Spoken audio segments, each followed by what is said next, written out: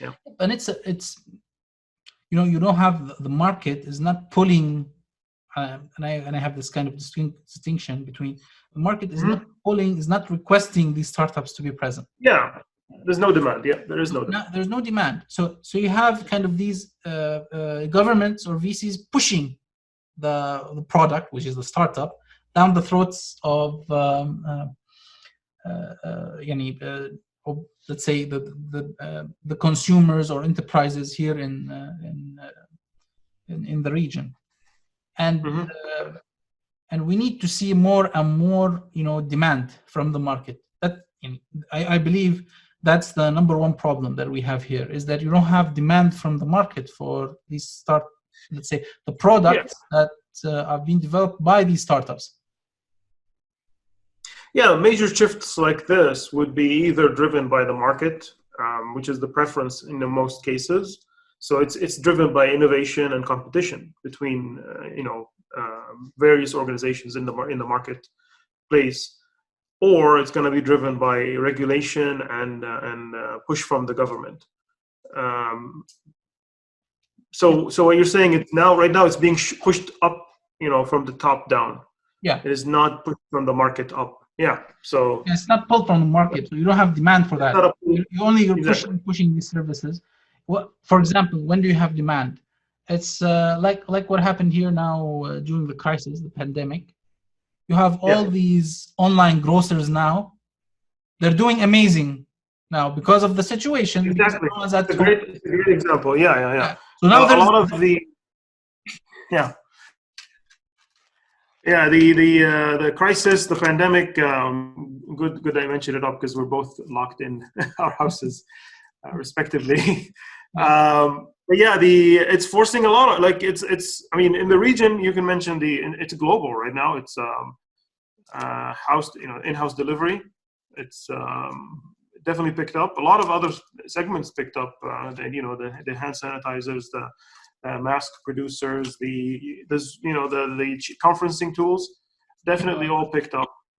Yeah, I saw on Google Trends last week, like virtual conference now in Google Trends shot up from 10 to 100% demand. So so that's the demand. That's what we call the market pull. The market's pulling. They're demanding these services. And I'm in a unique position. Let's say I work two jobs. So one as a founder, let's say a startup founder, and the other as a full-time employee of a traditional business. So, and I see in the traditional business the market pull, the demand for our services. You see that in construction, people are building. Especially we do hotels, we build hotels. People want to invest in hotels. People are asking us to provide quotations. People are negotiating big deals with us and with others, of course. But on the other side, in startups, okay, you build this enterprise asset management system. Wow, it's a competitor to IBM. It's a competitor to Infor. It's a competitor to. It's very nice. It's nice to have, but and we'll call you if you need it. That's it. So, so you don't have this. I don't feel this kind of market pull. Everyone. You build the product, and everyone's at your doorstep, asking and requesting for these services or for these products. And it's the same thing, you have of course it's not easy building the market and building demand for your services. It's going to move slowly. Eventually we'll reach there, of course, but it's we don't know when, but eventually we'll reach there. For example, there are I've seen, for example, a startup in the US, which I'm trying out their product. It's called Airtable. Airtable is, it's kind of the unicorn of that is going to replace Excel. So how are you going to convince businesses? Okay, it's nice to use. I used it. There are kind of very nice features, very trendy things that are useful, integrations that are useful, in this time and age.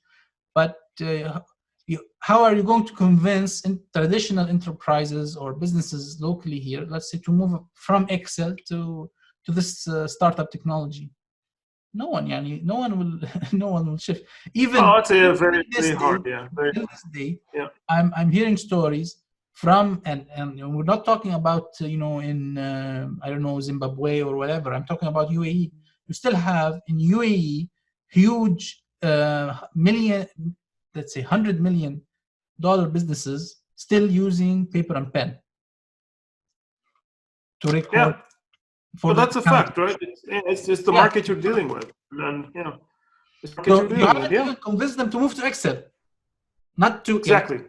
You have the first, you have the paper and pen, then you have the Excel, then you have, let's say, accounting, specialized accounting software, then you have these trendy technologies like Airtable and so on, that you can build specialized applications based on spreadsheets. So there is a huge still cycle. And again, it's an uphill struggle. Yeah. You're standing up against an ecosystem, the Office from Microsoft. So you're not just building Excel, you're building the entire ecosystem that stands behind it. How are you going to go and just say, well, replace that one component with mine, and versus the entire service? It's a so you have to provide something, and again, something that is unique, that no one else is providing. Very unique, and something no one else is providing, number one, and number two, there's the demand for it. So that's the hard equation. How can I build I cannot build the next Excel. Nobody's going to buy it from me. But how can I build some component on Excel that there's going to be huge demand for it? That's a theoretical example. So that's the kind of the narrow gap that we're working in. Yeah. Yeah. So from that narrow, we have to find some product or some service or so on to provide. That's number one. There's going to be demand for it. Number two, it's going to, let's say, grow the business to a scale that I can then grow, because again, the size of the market is even small here in the region. Okay, you have the Arab League is 22 countries, 400 million. The population, it's about that, 300, 400 million. People, but each and every country, each and every city is fragmented. The market is fragmented. Oh, absolutely, it's extremely fragmented, and that leads to my third question: is, to address is, so after the finance and the human capital, your resources, you're now into the infrastructure, right? Which is extremely fragmented. You cannot build a unified. It depends if the product is based on an infrastructure, for example. It is not uniform distribution between. Yeah, you cannot scale it. In other words, you absolutely cannot scale it. No, you cannot scale it. Yeah, it's hard to scale. I was listening to a webinar a couple of days ago, and they were talking about, if you need to succeed in the region, then you need to have like a trio. You have to open 3 offices, one in Dubai, one in Beirut or in Amman, and the other one in Cairo, so that you can, let's say, address the entire Arab market. How expensive will it be to operate 3 offices? Yeah. To succeed. Yeah. And now we have 2 main offices, and it's costing us, one in UAE, one in Turkey, and it's costing us tons and tons of money. It's kind of useless spending, because in the end, I cannot centralize everything into one area and consolidate all my expenses. I have to do licensing here and licensing there, employees and benefit structure here, benefit structure there, and so on. So it's more and more expenses also that are building up. So the market, you cannot scale it like in the United States. You have like, what's the population? 300 million?